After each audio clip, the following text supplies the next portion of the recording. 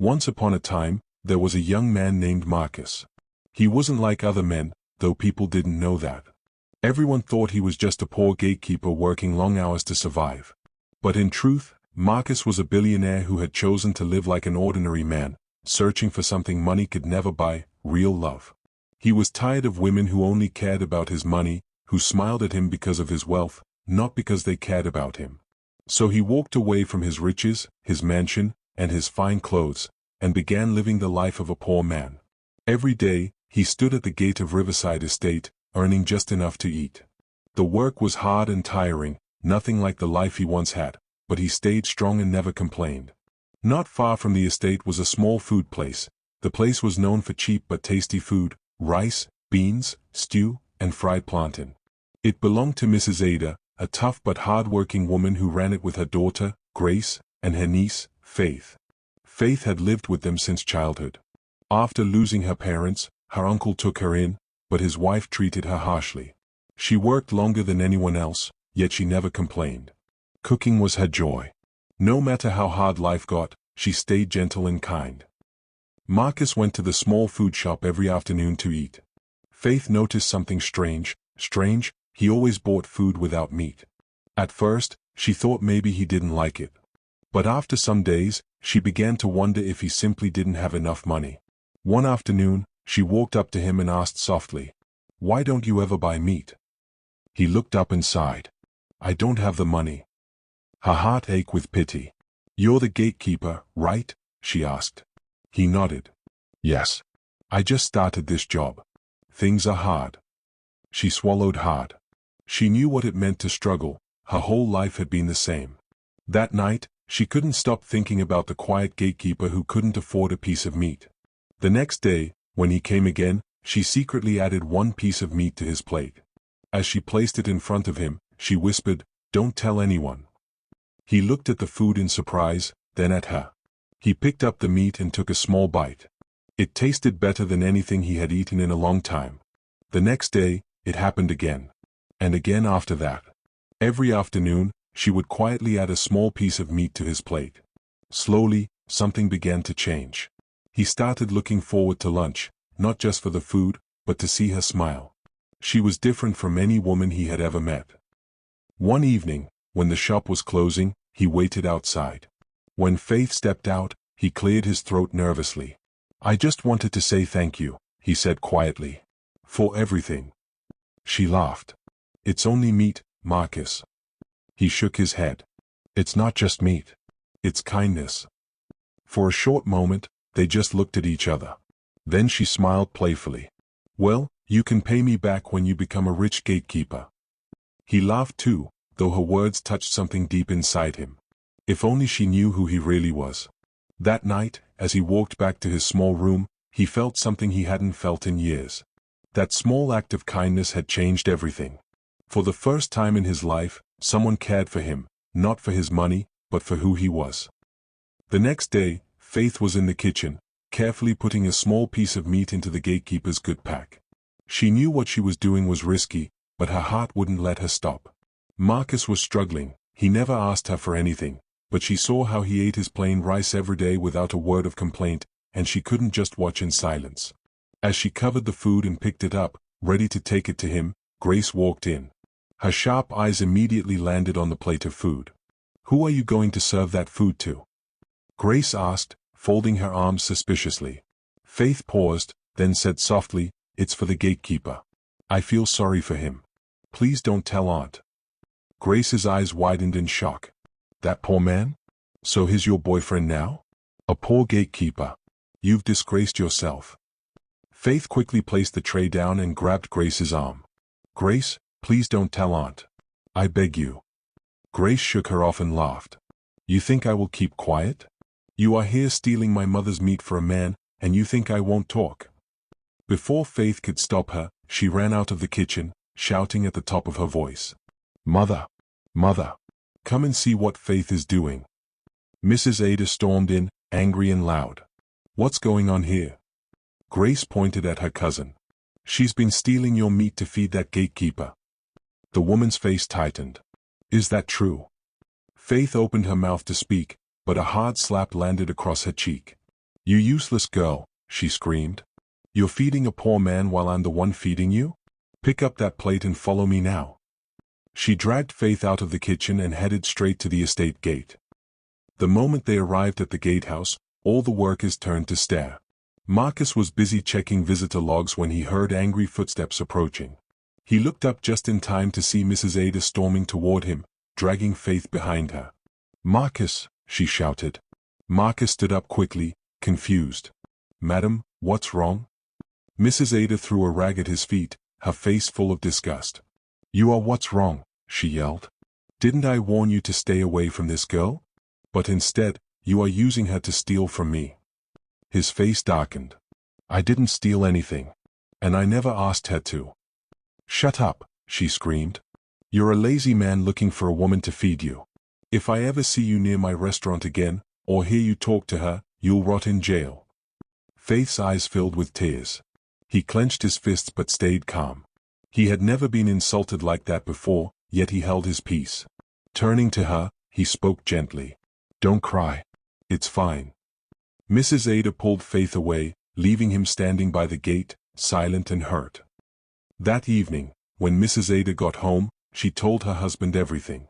Faith's uncle was furious. The moment she stepped into the house, he removed his belt. "Come here, Faith," he shouted. She stepped forward, already shaking. The belt in his hand came down hard across her back. "You're too young for love. And of all people, you choose a poor man." Tears ran down her face. "He's not my boyfriend. I only helped him." He whipped her again. "Liar. You've brought shame on this house."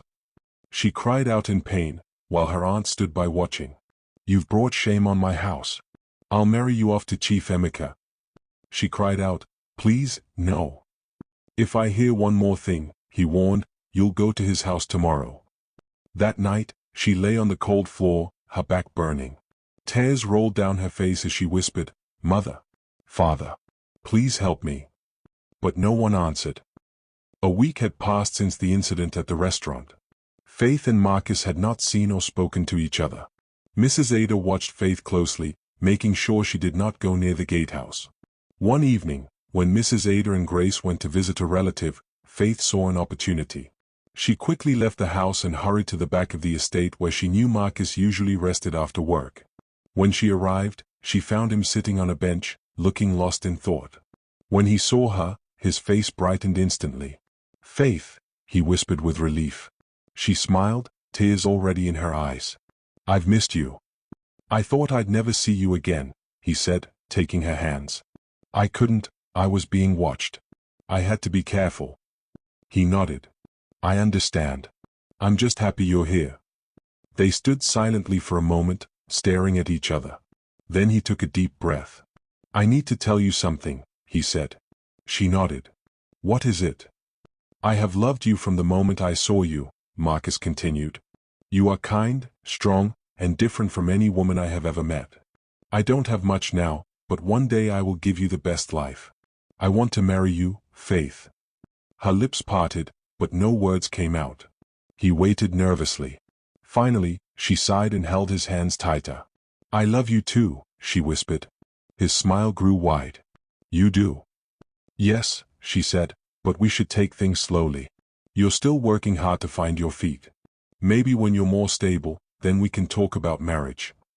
He nodded slowly. "You're right. I'll work for it. I'll stand on my own first." She smiled through tears. "And when that happens, I'll be here." Hope filled his heart. But then his phone rang. He looked down, frowning. "My landlord," he muttered before answering. She watched as his face changed. When he ended the call, he looked worried. "He wants his rent. I have a few days to pay, or I'll be thrown out." She felt a sharp pain. "I wish I could help, but I don't have any money." He touched her cheek gently. "I know. Don't worry, I'll find a way." She looked up at him, proud of his calmness even in trouble. "Things will get better," she whispered. Marcus smiled and touched her face. "Of course, I know you don't have money, my love. Don't worry. I will borrow from a friend." She looked at him, feeling both sad and proud. She took his hands again. "I just pray things get better for you soon." Marcus nodded. They will. I won't give up. That evening, Faith sat on her small mattress, staring at the ceiling. She couldn't stop thinking about Marcus, his worried face, his quiet strength. The thought of him being thrown out of his home filled her with fear. She had to help somehow. She couldn't just watch him suffer.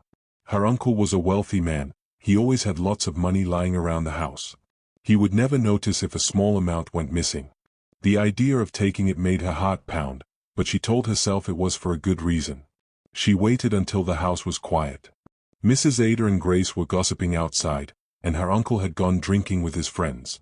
She tiptoed into his room, trembling with every step. There on the table was a bundle of money wrapped with a rubber band. She grabbed a few notes, just enough to cover Marcus's rent, and quickly hid them in her dress. Her hands were shaking as she left the room. The next morning, she left home early and hurried to the gatehouse. Looking around to make sure no one saw her, she walked up to him. He smiled when he saw her. "You came." She pulled him aside, her eyes darting around. "I have something for you," she whispered.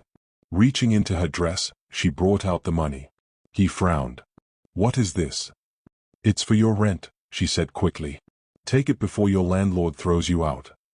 He stared at the money, then at her. "Faith, where did you get this?" Faith bit her lip. She didn't want to lie to him. "I took it from my uncle." His face changed. "You stole it?" She nodded, eyes down. He pushed the money gently back toward her. "I can't take this," he said firmly. "Why?" she asked, feeling hurt. "Because it's not yours," he replied. "Stealing is wrong, no matter the reason." Tears filled her eyes. "I did it for you. I didn't want you to suffer." He sighed deeply. "I know, my love. But this isn't the way. If they find out, what will happen to you?" She turned away, silent. He held her hands softly. "Please, go back and return it before anyone notices." Faith nodded weakly. "I won't do it again." He smiled a little. "Good. Now go before someone sees you and you get into trouble." She walked away slowly, heart pounding. She didn't know that when she reached home, trouble would already be waiting. Faith walked into the house, trying to act normal. But as soon as she stepped into the sitting room, she froze. Her uncle stood there with his belt in hand, his face dark with anger. Her heart sank. "Come here," he ordered. She stepped forward slowly, fear gripping her chest. "I left money on the table last night. This morning, it disappeared. I have asked my wife. I have asked my daughter. Nobody took it." Faith's legs felt weak. "I don't know."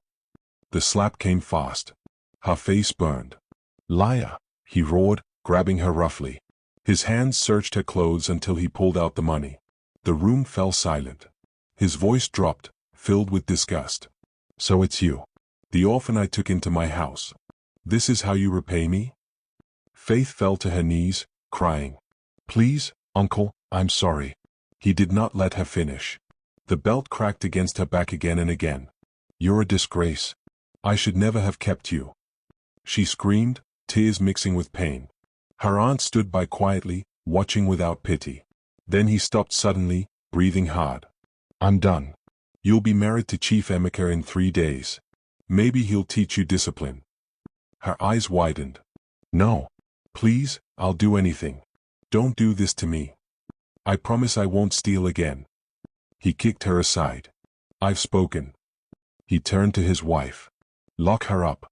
She's not leaving this house till her wedding day." She was dragged to her room, the door slammed and locked from outside. "Please," she cried, banging on the door. "Don't do this." No one answered. She fell to the floor, shaking. In 3 days, she'd be given to a man old enough to be her grandfather. There was no one to save her. 3 days had passed, and Marcus had not seen Faith. She didn't come to the restaurant and didn't come to see him at the gatehouse. At first, he thought maybe she was busy, maybe her aunt had given her extra work at the restaurant. But by the second day, he knew something was wrong. His heart was restless. He couldn't eat. He couldn't focus on work. He had a bad feeling. Had her uncle found out about them? Had they beaten her again? Marcus couldn't wait any longer. He had to see her. He left the gatehouse and went straight to her house. The compound was quiet, too quiet. Her uncle wasn't in sight, and the older women were gone. He went to the back of the house and called softly at her window. "Faith." At first, there was silence. Then a weak voice answered, "Who's there?" "It's me." The window creaked open. Her eyes were swollen, she looked weak, tired, broken. Marcus held the window bars. "What happened?" he asked quickly. "They locked me in," she whispered. "Why?" She hesitated, then said in a trembling voice, "They're forcing me to marry Chief Emeka. The wedding is tomorrow." His chest tightened. "Tomorrow?" She nodded, crying. "I don't want to. But I can't escape. They'll kill me if I try." He gripped the window bars, his voice shaking. "No, you're not marrying anyone. I'll stop this." She looked at him with fear and doubt. "How? You have no money, no power. What can you do?" He exhaled slowly. "I'll find a way. I promise you." Tears ran down her cheeks. "I trust you." "Stay strong," he whispered. "I'll come for you." Before anyone could see him, he left quietly. That night, he couldn't sleep. Every thought circled back to her, locked up, crying, helpless. He stood by the window, fists clenched. This has gone too far. For months, he had hidden who he really was. But not anymore. It was time to reveal the truth. Tomorrow, everyone would know who he really was, Marcus Wellington, the billionaire. And he would save the woman he loved. Early the next morning, a shiny, expensive black car stopped in front of Faith's house. The engine hummed softly as the doors opened. Marcus stepped out. He was no longer in his gatekeeper uniform.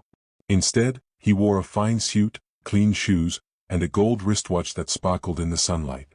His look alone was enough to turn every head. Faith's uncle, who sat outside sipping tea, froze in shock. Mrs. Ada and Grace came out to see what was happening, and both stopped in shock. Grace gasped and whispered, "Mother, look." Marcus walked up to Faith's uncle, his step steady and confident. When he reached the uncle, he stood tall and looked him straight in the eye. "I came for Faith," he said, his voice firm. "I want to marry her." The older man frowned and laughed harshly. "You must be mad. Faith is marrying Chief Emeka tomorrow. You came to stop it, but you're wasting your time." Marcus's tone stayed calm. "I love her, and I want her as my wife. I'm not here to beg, I'm here to tell you that she belongs with me." Laughter filled the air. The uncle laughed until tears rolled down his face, and the women joined him. "Marcus," the man said mockingly, "my wife and daughter have told me about you, the poor gatekeeper. I know you borrowed this car. You probably rented that suit too. Stop embarrassing yourself." He stayed quiet, his face unreadable. "You're pretending to be rich," the uncle continued. "But I know who you are, a poor man trying to trick me. Chief Emeka has already paid the bride price. Leave before I call the police." Marcus gave a faint smile. "Are you sure you know who you're talking to?" The uncle laughed louder. "You foolish boy. You think I don't know your game?" He turned to his wife. "Call the police. Let them arrest this idiot." Mrs. Ada hurried inside and made the call. Minutes later, a police van arrived, sirens wailing. 4 officers stepped out quickly. The uncle crossed his arms and smirked. "Now we'll see who you really are." He pointed at Marcus. "That's him. Arrest this liar." But the moment the policemen saw the man standing there, their faces changed. They stood straight and saluted.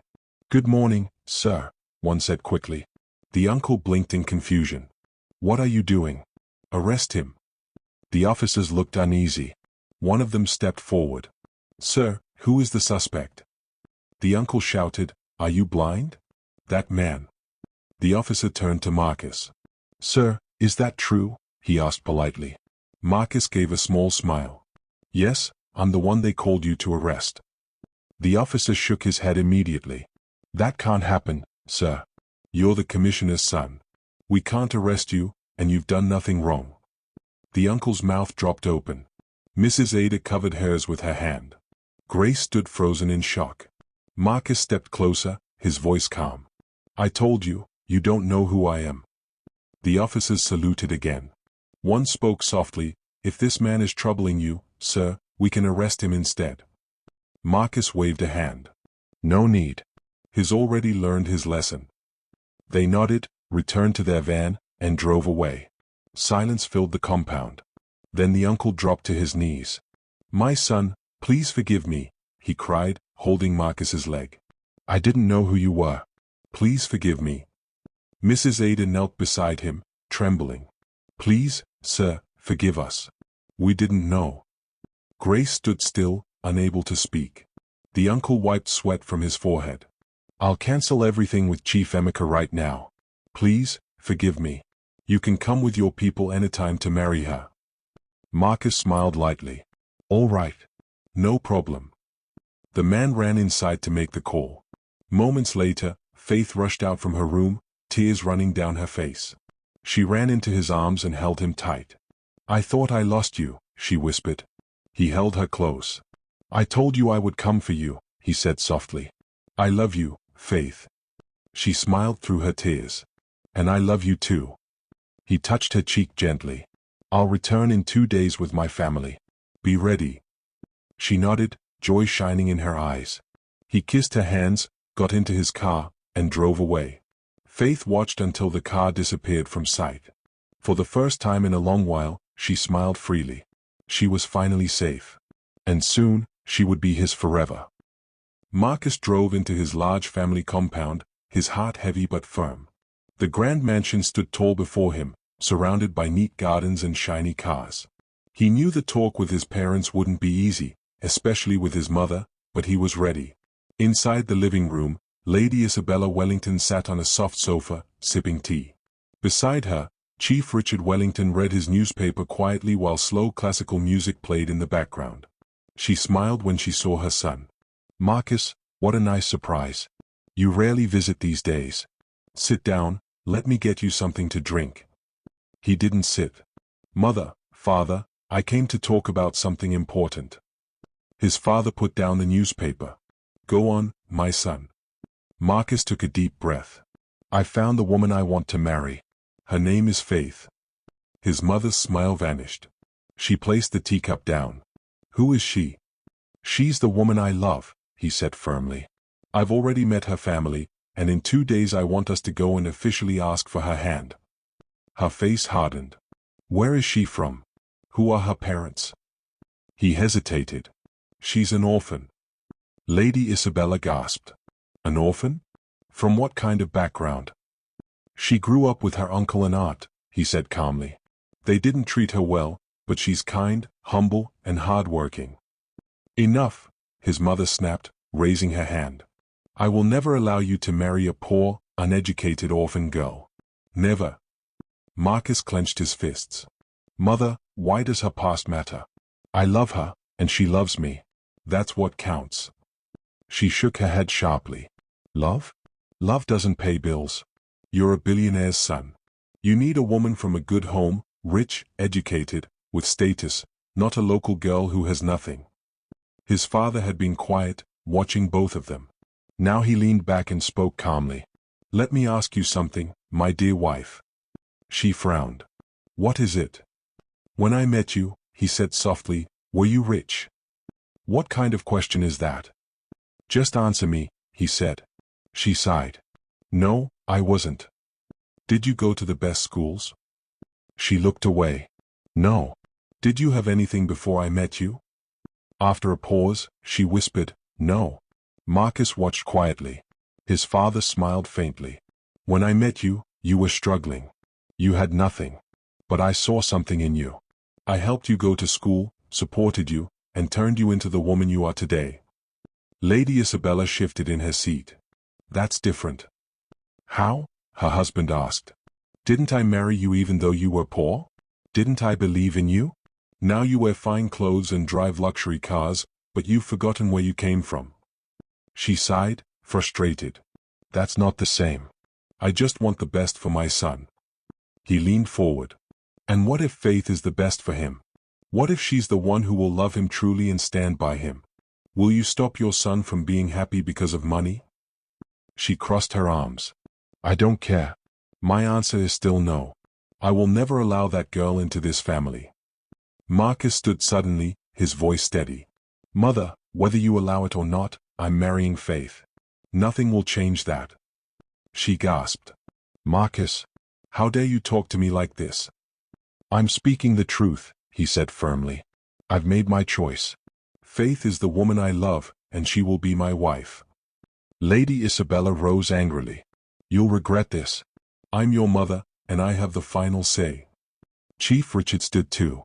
Marcus, don't worry, he said proudly. I'm behind you. Marcus turned to him, his eyes soft. Thank you, father.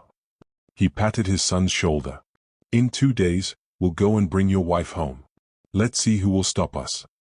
His wife glared at both of them. Do whatever you want, but don't expect me to welcome her into this house. Marcus nodded calmly. I don't need your approval, mother. I only hoped for your blessing. But even without it, I'll still marry her. He turned and walked away, leaving her speechless on the sofa. His father smiled proudly. In 2 days, they would bring Faith home, and no one, not even Lady Isabella Wellington, would stand in their way. 2 days later, Marcus and his father arrived at Faith's home, full of joy and readiness. This was the day he had waited for, the day he would take her home as his wife. As they stepped out of the car, something didn't feel right. The compound was quiet, too quiet. No sound of chatter, no sign of Mrs. Ada or Grace, and the uncle, who was usually outside drinking tea, was nowhere to be seen. Marcus frowned and glanced at his father. Something's not right. Chief Richard nodded. Let's go inside. They walked to the door and knocked. After a moment, Faith's uncle appeared. His face looked tired and pale, his eyes red as if he had been crying. Good afternoon, sir, Marcus said calmly. We're here as promised. I came with my father to take Faith home. The man sighed deeply, his shoulders slumping. I don't know how to say this, he began in a heavy voice. But Faith is dead. Marcus froze. His heart stopped. He blinked hard, as if trying to make sense of what he'd heard. Chief Richard stepped forward. What did you say? She died last night, the man said quietly, lowering his head. Marcus's chest tightened. That's not true. She wasn't sick. How could she be dead? The uncle wiped his face and said, We found her lifeless in her room this morning. We had to bury her quickly, according to tradition. Marcus staggered back, feeling weak. No, he whispered. This can't be happening. His father placed a hand on his shoulder. Calm down, son. Then he faced the uncle. If this is true, why didn't you call my son? Why bury her so quickly? The man sighed again. We didn't want to disturb him. He's a busy man, and we didn't want to give him bad news. Marcus stared at him, disbelief written all over his face. You didn't want to disturb me? You think hiding my fiancée's death is something small? He pulled out his phone and tried to call her number. It was switched off. His hands shook. He couldn't believe it. Just 2 days ago, she was fine, smiling, talking. How could she be gone? Then the uncle cleared his throat and gave a small smile. Marcus, I know this hurts, but listen. Since Faith is gone, why don't you marry my daughter, Grace? Marcus's eyes shot up. What? Grace is educated, beautiful, and refined, the man continued quickly. She will make a perfect wife for you. Chief Richard looked at him in disgust. Marcus took a deep breath, struggling to stay calm. You must be sick, he said slowly. Faith just died, and you're already asking me to marry someone else. The man laughed nervously. Marcus, just think about it. Marcus cut him off, pointing a finger at him. If I don't see Faith by tomorrow, you'll regret ever knowing me. The uncle's smile vanished instantly. Marcus turned sharply and walked to the car. His father followed silently. They drove off, leaving the man standing outside. The moment the car disappeared, the uncle rushed back inside, slamming the door. His wife jumped up from her seat. How did it go? She asked, fear in her eyes. He wiped his sweaty face. We're in trouble, he said quickly. Marcus didn't believe me. He said if he doesn't see Faith by tomorrow, I'll regret it. Mrs. Ada gasped. What are we going to do? We have to leave now, he said firmly. Grace, who had been listening from the corner, stepped closer. Leave? Why? Where will we go? Her father turned sharply. Do you know who we're dealing with? Marcus is the son of a billionaire commissioner of police. If he finds out what we did, we're finished. Mrs. Ada grabbed a bag. Then we must go quickly. We can stay with my sister in another town. He nodded. Hurry. Pack only what we need. They moved fast, throwing clothes and money into their bags. Within minutes, they were outside. Grace's voice trembled. Are we really running away because of Marcus? Her father didn't answer. He looked around to make sure no one was watching, then waved them toward the car. They got in and drove off, fear gripping their hearts. Because deep down, they knew he was coming back. When Marcus and his father got home, their faces were filled with anger and pain. Marcus couldn't think clearly. His heart was heavy, his mind spinning. His mother noticed the tension.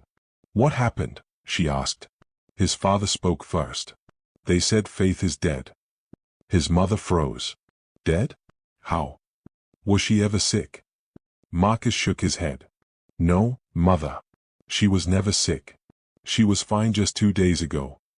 Marcus's mother frowned deeply. Then how can she just die like that? Mother, I don't believe it. They are lying. They buried her immediately without telling me. His father nodded.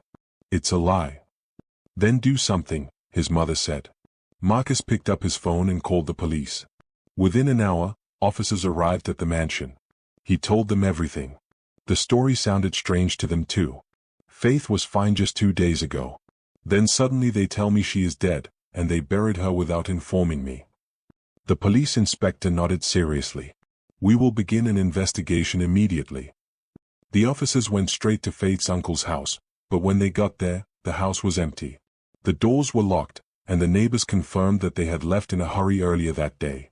The police immediately spread out, questioning locals, checking nearby towns, and tracing the family's last movements. After hours of searching, a security guard gave them a clue. He reported seeing men carrying a tied-up girl into an abandoned warehouse on the outskirts of town. Without wasting time, the police rushed to the location. They arrived at the abandoned warehouse. The area was quiet, surrounded by thick bushes and broken walls. The team moved quickly, guns drawn, eyes sharp. 2 men stood at the entrance, smoking and laughing, unaware of the approaching danger. Before they could react, the officers rushed on them, forcing them to the ground. The men struggled, but the officers were faster. Where is the girl? One shouted. One kidnapper refused to speak, but the other, out of fear, pointed toward the inside. She's inside, he stammered. Please don't kill us. Leaving a few to handle them, the rest rushed into the building. Inside, the walls was covered in dust and cobwebs. In the corner, Faith sat tied to a chair, her head slumped forward. One officer rushed to her, gently tapping her shoulder. Madam, wake up. We are here to save you. Slowly, her eyes opened slowly, she was too weak to react at first. Then she burst into tears. Please help me. Another quickly untied the ropes around her hands and feet. As soon as she was free, her body collapsed forward, too weak to stand. They lifted her gently, supporting her. You're safe now, one reassured. No one will hurt you again. Faith cried in relief. 4 days, she had thought she would die, but now, she was saved. Outside, the kidnappers were already handcuffed and placed in the police van. One sobbed, it was her uncle. He told us to do it. Please, I swear it wasn't our idea. The officers ignored them. The mission wasn't complete, they still had to find Faith's uncle and bring him to justice. They carefully placed Faith in the vehicle and sped toward the station. After rescuing Faith and arresting the kidnappers, the police wasted no time. They had one more mission, to find Faith's uncle and his wife. The kidnappers had already confessed. They told the police everything. It was her uncle, one of them cried. He paid us to kill her. He said she didn't deserve to marry into wealth while his own daughter had no serious relationship. Please, we were just following orders. The inspector in charge immediately gave orders. Find him and his wife. They must not escape. The police moved, using all their contacts and informants. Within a few hours, they received a tip-off. Faith's uncle, his wife, and Grace were at the bus terminal, trying to escape to another town. The police rushed to the location, arriving just in time. The terminal was busy, filled with travelers carrying bags, shouting conductors, and buses lined up waiting for passengers. But in the middle of the crowd, the police spotted them. Faith's uncle stood by a bus, wearing a cap and sunglasses, pretending to be an ordinary traveler. Mrs. Ada stood beside him, nervously clutching a bag. Grace, their daughter, was looking around as if afraid someone was following them. They thought they had escaped. The police moved in quickly. "Stop right there," an officer commanded, pointing a gun at them. The moment Faith's uncle heard the voice, he panicked. He turned and tried to run, pushing people out of his way. But he didn't get far. Within seconds, a police officer grabbed him from behind and threw him to the ground. "Let me go. I didn't do anything," he screamed. Mrs. Ada fell to her knees, shaking. "Officer, please have mercy." The officer ignored her. "You are under arrest for attempted murder, conspiracy, and kidnapping. Anything you say will be used against you in court." Grace started crying. "Please, my father did everything. I didn't know about it." One of the police officers turned to her. "Young lady, if you didn't know about it, why are you running?" Grace couldn't answer. She just covered her face in shame. The police handcuffed Faith's uncle and his wife and dragged them towards the waiting van. As Faith's uncle was thrown into the police van, he shouted angrily, "Marcus did this to me. I should have killed that girl when I had the chance." One of the officers turned and slapped the back of his head. "Shut your mouth. You are going to rot in prison." The van sped off, heading straight for the station. At the police station, Faith's uncle and his wife were dragged into the interrogation room. The kidnappers had already confessed, so there was no escape. The inspector in charge walked in, his face full of disgust. He dropped a file on the table and glared at them. "You are both very wicked people," he said. "Your own niece, your own blood, and you plan to kill her just because she was about to marry a rich man." Faith's uncle looked away, refusing to speak. The inspector continued, "Not only that, but you also killed her parents years ago and stole their properties. You thought nobody would ever find out." Faith's uncle's face changed immediately. He looked at the inspector in shock. "How? Who told you that?" The inspector smiled. "Your men already confessed. And we also have proof." He opened the file and pulled out some documents. "This is evidence that you stole your brother's properties. This is evidence that you hired men to kill him and his wife. This is evidence that you ordered Faith's murder." Faith's uncle's body shook with fear. Mrs. Ada, who had been silent all along, suddenly burst into tears. "Please, officer, it was my husband. It was his idea. I didn't want to do it. He forced me." The inspector laughed bitterly. "Oh really? Then explain why you helped him plan the crime. Why did you help him try to kill Faith? Why did you pack your bags and run?" She had no answer. The inspector banged the table. "You both are evil. Your greed and wickedness almost destroyed an innocent girl's life. But thank God, you failed." Faith's uncle suddenly broke down. "I was jealous. I hated my brother. He had everything I wanted. I thought if I took everything, I would be happy. But even after taking his properties, I still felt empty." The inspector shook his head. "And now you will pay for your crimes." Weeks later, Faith's uncle and his wife stood before the judge. The courtroom was filled with people eager to hear the verdict. Marcus sat in the front row with his parents. Beside him, Faith, now healed and strong again, held his hand tightly. The judge looked down at the accused, disappointment written on his face. "The evidence is clear," he said. "You murdered your brother and his wife. You kidnapped their daughter and tried to end her life. You tried to run from the law. You are heartless." Faith's uncle trembled where he stood. His wife sobbed loudly, but no one pitied her. "For your crimes," the judge said, "you are each sentenced to 20 years in prison, without parole." Gasps filled the room. Marcus turned to Faith and gave her hand a gentle squeeze. It was finally over. The people who had destroyed her childhood were paying for what they did. The guards dragged the couple away as they cried for mercy, but no one listened. Justice had been served. After the trial, Marcus and his family returned home. The house was quiet. Yet there was something heavy in the air. Lady Isabella sat on the sofa, lost in thought. Everything that had happened, the cruelty, the lies, the pain Faith had endured, had touched her deeply. Marcus sat nearby, his eyes distant, still thinking about everything Faith had gone through. His father was beside him, calm but thoughtful. Finally, Lady Isabella stood and walked toward her son. "Marcus," she said softly. He looked up but didn't speak. She took a deep breath and sat beside him.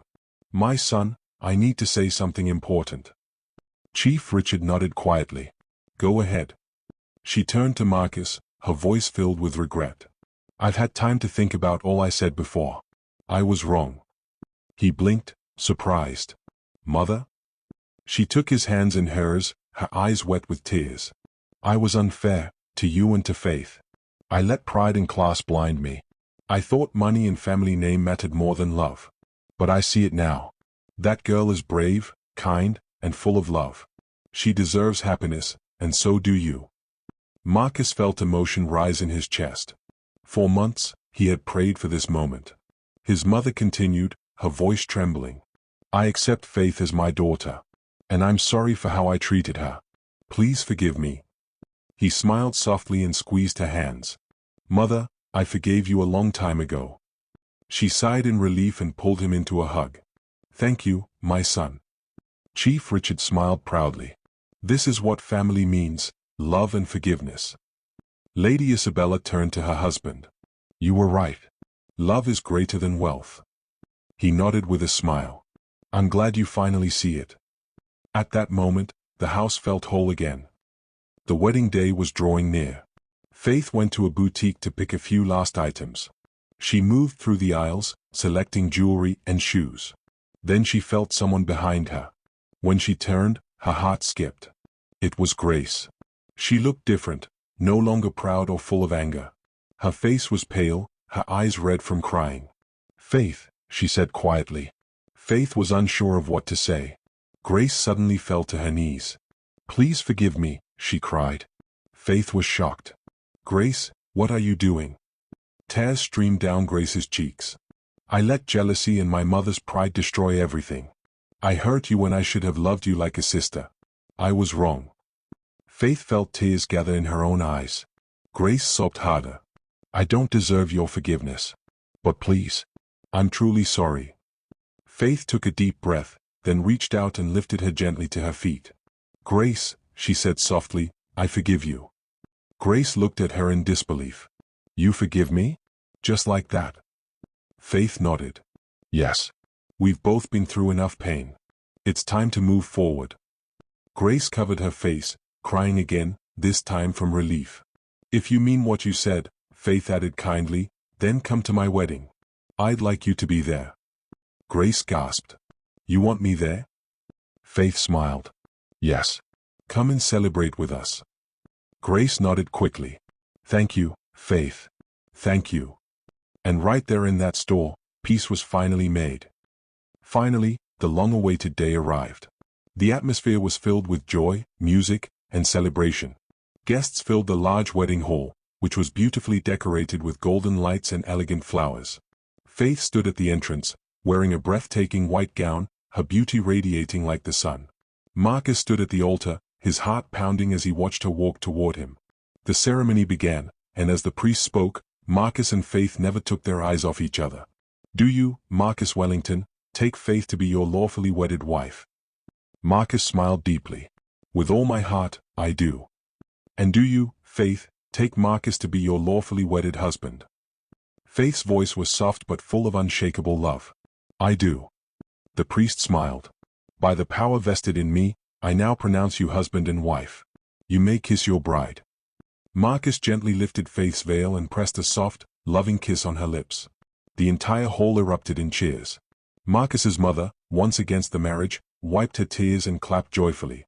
Chief Richard stood proudly, knowing his son had fought for love and won. Grace, now reformed, smiled from her seat, grateful that she had been given another chance. As Marcus and Faith walked down the aisle hand in hand, they knew that their journey together was just beginning. But one thing was certain, they had won. Love had triumphed. And nothing, not even the past, could ever separate them again. Years later, Marcus and Faith built a beautiful life together. Marcus ran his business empire with wisdom and integrity, while Faith established a charitable foundation to help orphans and struggling families. They never forgot where they came from or the journey that brought them together.